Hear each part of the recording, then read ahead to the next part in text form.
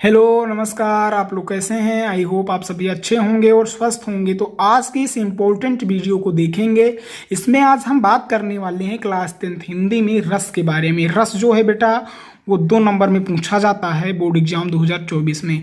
अब क्या है बेटा, रस की परिभाषा नहीं पूछी जाएगी, उदाहरण दिया रहेगा और उस उदाहरण में विकल्प दिए रहेंगे रस के, और आपको छांटना है कि कौन सा रस है। आप में हास्य रस और करुण रस ही पूछा जाता है, इनमें से एक न एक ही पूछा जाएगा, इससे बाहर रस जो है वो नहीं आएगा। अगर आप इस वीडियो को देखते हैं तो 2 नंबर आपके बोर्ड परीक्षा 2024 हिंदी के पेपर में पक्के होने वाले हैं। तो वीडियो को एंड तक देखेंगे और समझेंगे।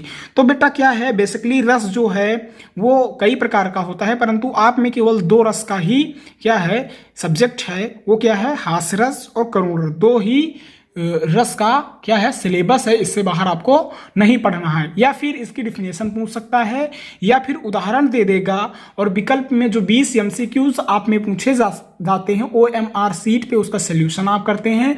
तो उसमें कोई भी उदाहरण दे देगा रस का, और आपको छांटना होगा उदाहरण को पढ़कर कि इसमें कौन सा रस है, उस पर सही विकल्प का निशान लगाना होगा। तो इसके लिए आपको परिभाषा याद होना चाहिए और उदाहरण भी पता होना चाहिए कि कौन सा रस है। तो आइए देखते हैं हास्य रस और करुण रस। तो सबसे पहले हम हास्य रस देखेंगे, बहुत ही इंपॉर्टेंट है।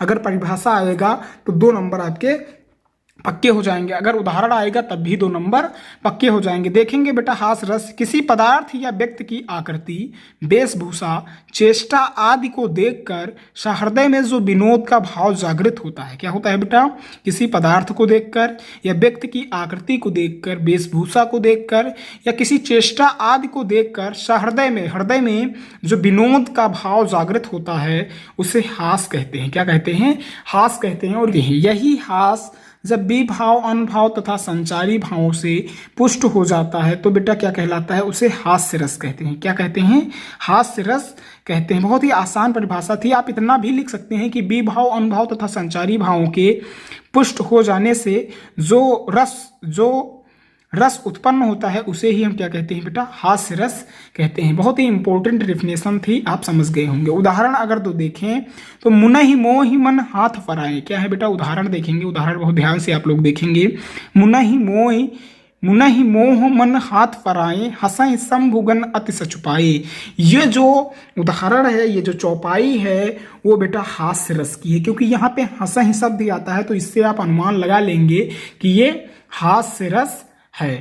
ठीक है, क्या है, मुनहि मोहि मन हाथ फराए, हंसहि शंभु गन अति सच पाए। बहुत ही इंपॉर्टेंट क्वेश्चन है, ये उदाहरण है, आप इसे जरूर याद कर लेंगे। और परिभाषा पूछी जाएगी तो आपको परिभाषा और उदाहरण दोनों लिखना पड़ेगा। अगर बहुविकल्पीय में पूछा जाता है तो एक नंबर में 2 क्वेश्चन पूछे जा सकते हैं। करुण रस की परिभाषा देखेंगे, बहुत ही इंपॉर्टेंट है।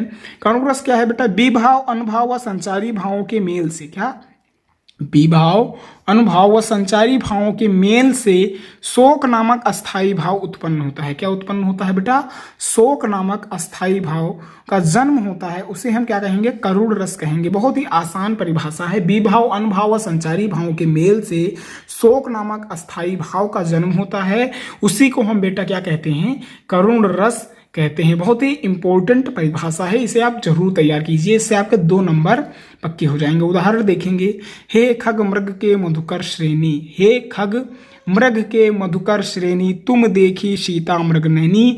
यह उदाहरण करुण रस का है, क्योंकि इसमें दुख है। हे खग मृग के मधुकर श्रेणी, तुम देखी सीता मृग नैनी। ये जो उदाहरण है ये करुण रस का है। अगर मान लो परीक्षा में ये भी पूछा जा सकता है, ये हे खग मृग के मधुकर श्रेणी, तुम देखी सीता मृग नैनी, ये क्वेश्चन में दिया हुआ है, और इसमें पूछेगा उपयुक्त पंक्तियों में कौन सा अलंकार है, तो आप क्या लगाएंगे बेटा, क्या लगाएंगे, करुण रस है। इसमें कौन सा बेटा रस है, करुण रस है। ठीक है, आई होप आप हास्य और करुण रस की परिभाषा समझ गए होंगे, और आप जान भी गए होंगे और उदाहरण भी पहचान गए होंगे। तो फिर मिलते हैं अगले वीडियो में, तब तक के लिए धन्यवाद।